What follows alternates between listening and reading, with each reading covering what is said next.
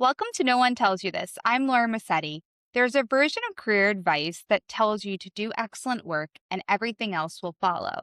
Most of us believe it. Most of us spend years confused when it doesn't work. But nobody tells you is doing excellent work and being able to move your agenda are two completely different skills, and only one of them gets taught. My guest today has spent 25 years navigating some of the most complex organizations in the world. She's here to talk about the one that doesn't. Julia Bardmeser, welcome. Thank you so much. I appreciate you having me here. So, for more context, Julia is the CEO of Data for Real, an adjunct professor at NYU Stern School of Business, a best selling author, and the board advisor to multiple startups. She has spent over 25 years leading data driven digital transformations inside of some of the most complex institutions in financial services. But the conversation I want to have with her today is not about data. It's about something that she writes about in her LinkedIn newsletter that this audience needs to understand long before they have a corner office: political capital, how it actually works, how you build it, and why being excellent at your job is not the same as being able to move your agenda forward. Julia, welcome, and I'm so excited to have you here. I'm excited to have this conversation. Thank you for having me. Of course. So, I want to provide some context to the viewers on your career, your journey. Just give us a little bit from your point of view of your professional journey. So, I started as a developer. My education was in mathematics and economics. And then when I graduated, I got hired as a software developer for then little known company called Bloomberg. And they had to explain to us what the company was because it was before it was a media empire and was ubiquitous on trading floors. So, and I spent was at Bloomberg, and then I moved on to different like Bear Stearns, different companies. And then when I got to Freddie Mac, after about a year or two in being an individual contributor, I thought I want to be a manager. So I started my career progression and managing people, running bigger and bigger initiatives, and eventually got to running really large transformational initiatives in data and technology. And my last corporate job was basically chief data officer at a Fortune 500 company, Voya Financial, and I ran data and from anyway, from engineering to architecture to governance. And I've learned a lot of lessons along the way as I was doing that, especially that move from being a developer to managing people and managing large programs. How you move your agenda becomes more and more important. And it took me a while to figure it out, which is why I write about it so people learn it sooner than I did. It's a great topic and one that you're right, people don't really talk about much. For those that are listening that might not have context on what political capital is, can you help provide some context around it? Absolutely. And it's something that I coined. And I know sometimes it sounds like playing politics. It's not playing politics, it's understanding how much influence you have at any given moment and what do you need to have in place, what kind of relationships, what kind of delivery, what kind of understanding of dynamics of the organization to move your agenda forward. So one of the most basic ones that again took me a long time to understand and harmed my career because I always knew what to do. I was always really good from technical perspective. I was not as till I understood that what I do has to be in line with what my boss most wants to achieve as at the very least, until I have more than just me talking that this is the right thing to do, and I have more people talking about my agenda and moving my agenda forward, things are just, it's going to be very hard, and you're going to get a lot of blows along the way, which will also impact compensation, career, and all the other things, in addition to being able to do good things for the company you're working for. So political capital is the amount of influence you amass within the organization and the amount of influence you have to spend, because you don't just get it, you also spend it to move your agenda forward. And you need to understand both of those mechanisms and how they work to be able to move your agenda forward. That's really powerful. And I think that it has a negative influence or Mhm. a negative connotation when you talk about anything political, because people think it's, what's the best way to say this? People think it's being disingenuous, like politics sometimes is, or influencing people for selfish outcomes. But Mhm. it's not that. It's really about being able to promote yourself, being able to promote what you believe in to help that come forward.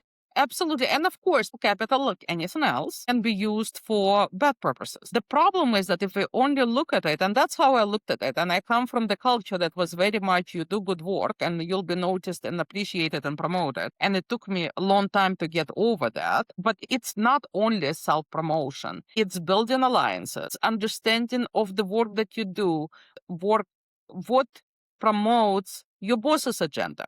So you may believe that what you're doing is the most important thing in all of your boss's portfolio. But if you ask your boss, what's your top three priorities, and what you're doing is not on that list, it doesn't matter how good a job you do. You're not going to get the highest bonus. You're not going to get promoted.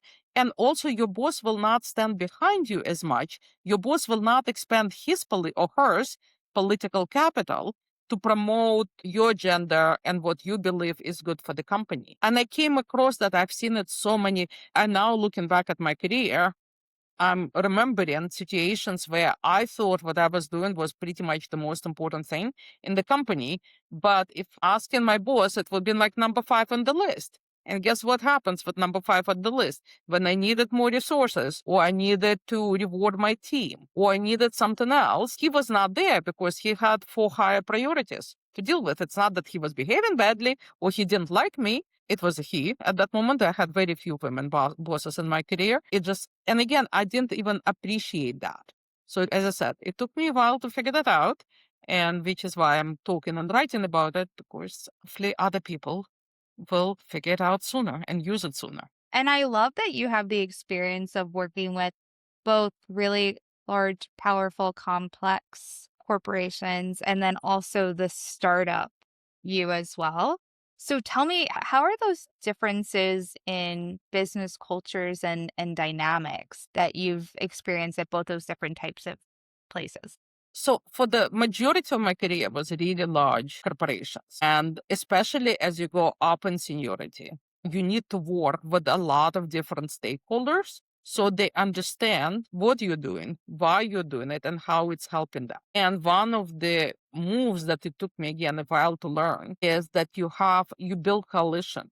So if you feel that this is a direction in which you want to develop certain application, architecture, what have you. You build a coalition of people around you that can all speak to it when you're not in the room. That is incredibly important when you're in the large organization. And I advise smaller companies. So my company, I'm just myself. So I don't have political capital, doesn't really come into it. Though when I do work with my clients, and I usually work on strategy, value-driven data and AI strategy, but I also help them to see what are the strengths and weaknesses of their political capital position. Since I'm a consultant, I'm coming from the outside and I'm having conversations with tons of people and I'm listening to what's going on. Because of that outside view, I can advise and say, well, you don't have as much support as you think in that area. I'm just listening to them, and what I'm hearing is doesn't matter what they say, what I'm hearing in what they're saying, and they're not doing it explicitly, that there isn't as much strength as you think in that support. Smaller companies, and I've worked a couple of times for a smaller companies also. I'm an advisor for the startups, which are usually very small companies. It's really important to align with what the founder, or if it's more than one, co-founders, believe is the mission of the company. That's the most important way to be able to build what you believe is best for this company, is make sure that you're completely aligned with the mission of the co-founders. In the larger company, it's your boss, but it's also coalition. And you need to think about how what you do increases the political capital of your boss. When you're working for a smaller company, especially for a startup where they are co-founders or founders, you have to align with what their vision is. And they need to see that alignment because, again, especially in the startups, it's a zero-sum game, right? Not a lot of funding, not a lot of resources to go around. So you have to make sure. So that's the major difference. It's just number of people and the size of the coalition that you have to build. So for those that are new to the organization, where do you get started with positioning yourself? How do you start your journey to be able to navigate the organization and advocate for yourself? So when you start in the organization, first, And it's true for almost any role, unless it's really like interns usually don't have that. But any other role, once you have a couple of years of experience, you have a certain amount of advanced capital that you get just because you're new. So if you're new and you're hired to solve a problem, you get advanced capital and you can make some moves. And you have to be very careful because it's a credit. You don't have it yet. It's been credited to you, and it's very easy to go into debit. The very first person, understand the priorities of your boss. Spend good amount of time one-on-one with your boss to understand what the priorities of the boss, what is the team trying to do. Don't just concentrate, especially I see it a lot with developers. They just go deep into technology stack and start delivering code. But important is understand why of your team. What is what is your team meant to do in this organization? What's the value that you bring? How is value being perceived? Does your boss position the value of the team? And once you understand that, because you always have to prioritize and you always have options because companies are complicated. There is also tons of things to do. And you can't go ask, should I do A, B, or C? You need to build an understanding yourself and then, of course, check in, but you have to build that understanding. So, why your team exists? What are the goals? What are the challenges you're solving? What are the goals and priorities of your boss? And make sure that your work aligns with that. So understanding of the business and organizational context is very important. One of the first steps you should do in any organization. I love that perspective because I think it's so easy to get task oriented when you first start a job because you Mhm. want to quickly deliver, you want to respond to that request, that project, and overachieve. But I think there's a very thin line between doing that too much where you stop to understand the full context and the Mhm. outcomes that you're operating towards. And I think that's both the job of the manager and the employee themselves in Mhm. order to really feed that clarity and vision and context together. Absolutely. And this is advice to the managers as well, because you do want people understanding. And I've ever since I've been a manager, I always spend time with new people and explaining that and just having enough materials available to them. The other thing that you should do, so in addition to understanding your team and positioning of the team and all of that, start building relationships with people outside of your team. And it's not 5 minutes. So it's something you need to continually do. So you create that cohort around it. That if there is something agenda that you want to move, or you feel like something should be done differently, you have people around you that will help you with that. Don't go alone into anything. So build a coalition. So before you build a coalition and before you even figure out what do you want to do differently, I don't recommend suggesting the whole change, wholesale change to the company's business. First, like 3 weeks, you're hired. But what you do within the first year is you meet many people and just go have coffee chats or whatever, virtual meetings or what have you. And many companies, especially large companies, have internal networks of different interests that you can plug into. Just figure out don't stay just within your bubble. And again, I've seen it specifically for technology people. It is this bubble of technology, and I'm just gonna do that. Like I say, I move files from A to B, and I know the file and I know B, but I don't know why A exists and why B exists. So don't be there. Understand the context and build it.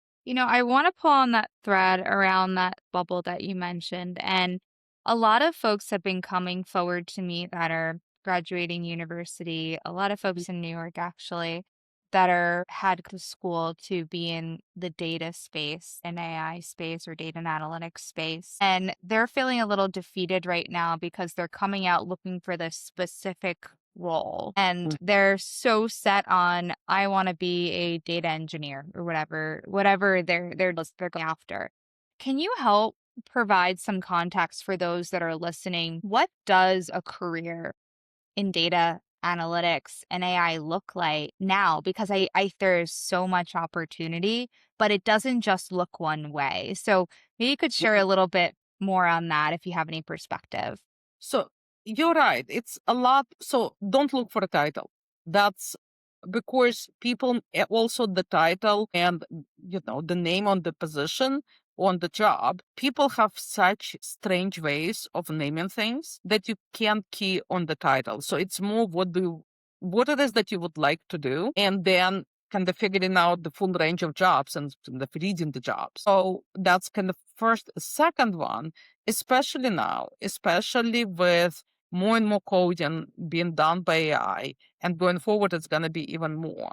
Coding itself, you need to understand it, but it's not going to be your full-time job. So it used to be, if you're a developer, code, right? So you spend a little bit of time in understanding the requirements, you code, and then you do a little bit of time working with the testing teams, depending on the complexity of the company, like who does what. So now what's even more important is understanding the business, understanding the why, because you're not going to be like, and what needs to be done, it's still a human thing. Because if all the companies are going to decide what they're going to do based on the advice from AI chatbot, there is not going to be differentiation and they're going to die. So to differentiate, to understand what needs to be done, that's where I would concentrate. So it's more on the business analyst space. And that's, again, it's a title of a job. It will not be called, but even the developers more on how do you make decisions, how, what needs to be done, and then how do you work with AI more and more to get AI to do what they need, and what guardrails you have to put that it does in fact do what you need it to do. So we have guardrails. I was listening recently, I think it's Anthropic, somebody from Anthropic, talking about vibe coding and how at some point do you let go, because if complexity is enough, you can't really code review anymore. And they said, well, this is a problem we've had with managing humans all the time. So the moment you manage somebody, if you are reviewing every line of their code, you're not doing your own job. You can't do it if you have, especially if you have more than one person. So at some point you have to let go and trust, but you also need to build verification steps. So think about how you're going to verify what needs to be, like, on the front end, what needs to be built, and what's the best way to explain it, because AI brain is not human brain. So the way you used to explain it to humans, it's not the same way you explain it to AI. And then how do you verify? How do you test? And again, it's a different type of testing. That what's been built is good. So this is for developers especially, but again, broader view. And again, concentrate on understanding the business. I think without understanding of the business, it just ain't gonna happen. Yeah, I agree. And I also love what you say about the titles of things because I'm sure you're like me. Every job that I've had, the title never describes actually Yeah. I'm Yeah. doing. And someone asks, "What do you do?" And it's really hard to answer that question because Yeah. what you do is not, it's either not easy to explain or it doesn't fit inside a box. So I Hmm. think not being scared by the titles and just going after it's really good Yeah. advice. Yeah. Yeah. I just have so many weird titles. And people also, like, I think in Deutsche Bank, there was a officer title and HR title and then vanity title. And vanity title is what you put in your LinkedIn. And you had an agreement from your boss, but it wasn't a title that was an HR system, and it wasn't like your level title. So it's kind of funny. Like, there've always so many titles, and the way things are posted, depending on who is posting it and how it's been done, it could be any one of those things, and none of them will be fully descriptive. So you kind of have to get through and read through it. Yeah, yeah. What's really nice about that is it does also give you leverage and peace of mind to know that you do have the ability to create your own career inside of a Yeah. company, which obviously has been your experience as well. You come in for one thing, and next thing you know, you're taking on more work and your role has shifted and changed. So it's when you're that driven kind of person that go after it. Yeah, yeah. It's always, and sometimes you move into a different company as well. But there is also, you come in and like, okay, I'm done with that. I can do more of this. I can. It's very often like it happens. You come in and you realize, actually, I have no interest in this type of job. So what do you do then? And that advice that I give, build networks within the company so you understand what other jobs there are, and see what may work better for you, because sometimes it takes a while to figure out what it is that you actually want to do in your life. I know. We're all figuring it out still. It's joke Yeah, when people say that no matter how far you still ask what you want to be when you grow up because it yeah, does it's a while to figure out your story. yeah. And sometimes for me, it's not specifically like what it is that I'm working on. It's more like how my brain works. That's what I enjoy. I want to learn something new. I want to do something new, but I want to use what I know so far. I'm helping, but I'm also developing my own thinking, and I'm figuring out something new. And going into something new is actually very scary. But the moment you get it and you figure out how to deal with it, that's to me the biggest pleasure I get out of a job or of consulting opportunity and so on. It's just moment when it all lands in your brain, like, oh, this is what needs to happen. Yeah. Yeah. I love that you say that. I was just speaking about this with a girlfriend today because we were talking about what we're using to build our businesses and everything like that. And I was saying that I'm struggling so much because what I'm not using AI and tech for is the creativity piece of it. Because one, I don't think, as you mentioned, it will do it. I'm building justice. But the other piece is like, I truly get so much satisfaction out of creating something and being creative. And to your point, it's nice when you can land in a job and realize what that feeling and what that purpose is that do. And that's what you're looking for. It's not the title, it's not the job description. It's that feeling that you get when you've done job well and you find that passion in your everyday. Yeah, absolutely. I agree. Yeah, yeah. So I want to pivot a little bit because you have done obviously so much work in this space before.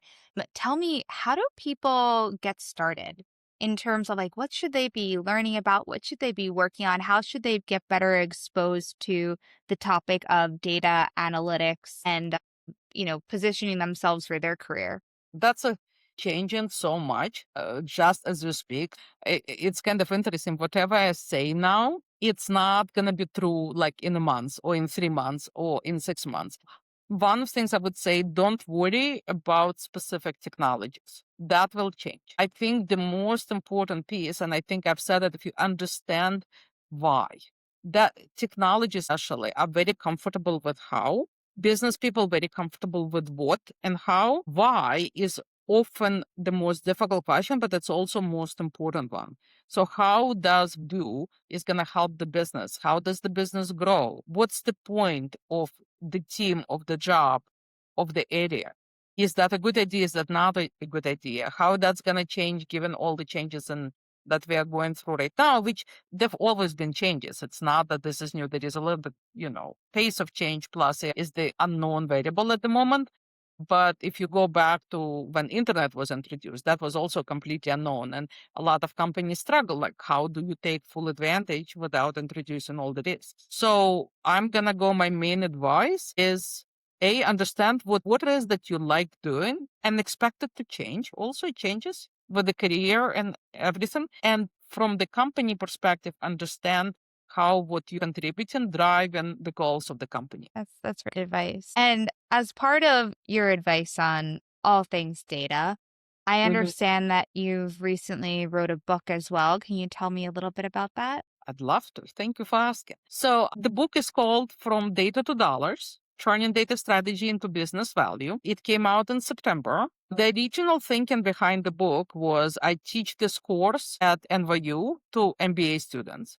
So data management and strategy. And so that meant to be a textbook for this course. So it's kind of interesting. It's not writing the book and then teaching. I first created the course, which I teach to my clients. So it was meant to be for corporations to explain and to teach business people how to use data and AI achieve business goals. Then I thought, would be nice if business people, instead of learning at mid-career or even at the later point of their career where there is already a lot of habits that may not be great habits for our age, into if we're trying to move companies into data-driven stage, that they learned it as a students when they were doing MBAs. And then I tried to find an MBA program that would see that way, and then what you did. So it was a completely new course. It didn't exist till I came in, and I've done it twice. So, and like I've done it once, and I realized it would be nice to have a book and have a textbook so I can actually refer to it because not everything can be done in the lecture. So that's how the book came about. And it's geared towards business people, it's geared towards data professionals on how to explain to business why and how it's important. It's geared towards my students. So it's then I've heard a lot from people of how useful it is to them. Listen, for those that are listening that are early career professionals, I believe that you need to embrace the mindset of those that you want to embody. And I think that this would be a great opportunity if you are interested in data AI analytics leadership to be able to really embrace what you're putting forward and see what they can learn from that. Because I think that the focus on outcomes, the focus on value is key to how you become from individual contributor at the beginning of your career to really advance that next stage. Absolutely. And sometimes you don't want to. I've known people who don't want to be managers.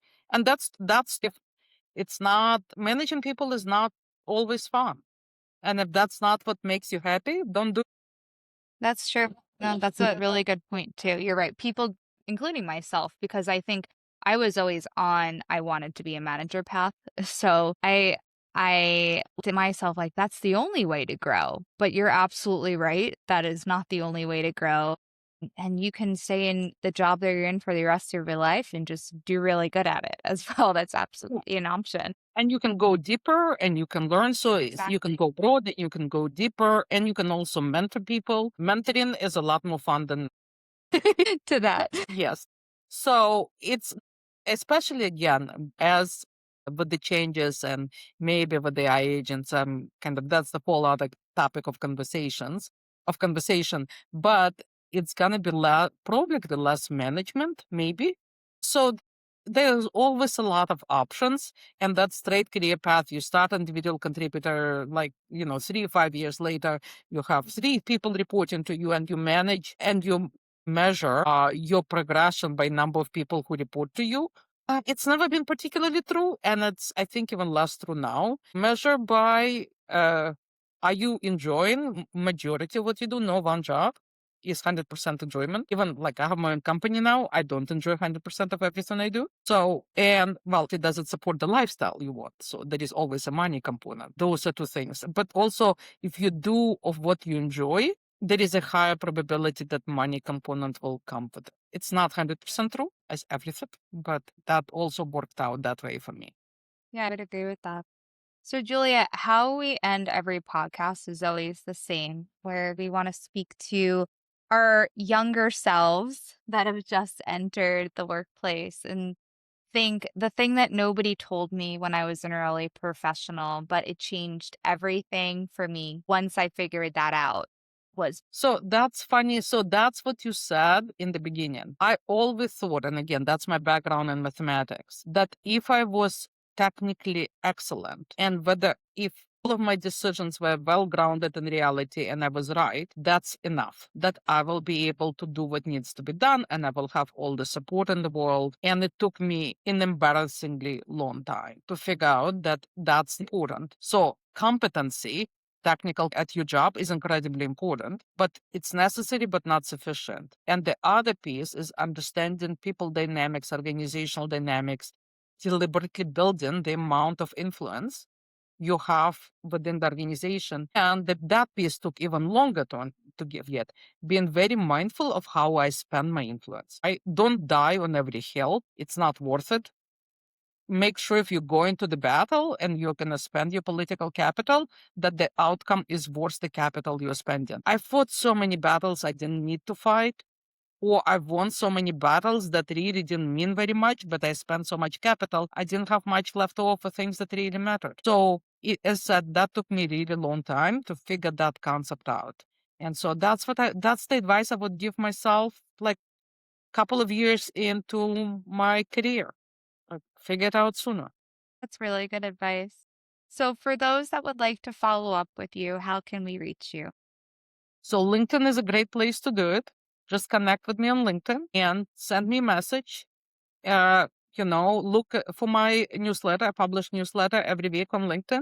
It's called Leading with Data. And I talk about data and AI, but I also talk about a lot about organizational intelligence and political capital. Comment, please. So that's the best way. LinkedIn is the best way to reach out to me. Amazing, amazing. And we'll include all your information in the show notes. I really appreciate you joining. It was so great to have you and your experience around political capital and data analytics, a new conversation we haven't had. So I really appreciate it. Thank you very much for having me. I really enjoyed our conversation. Thank you. Speak soon.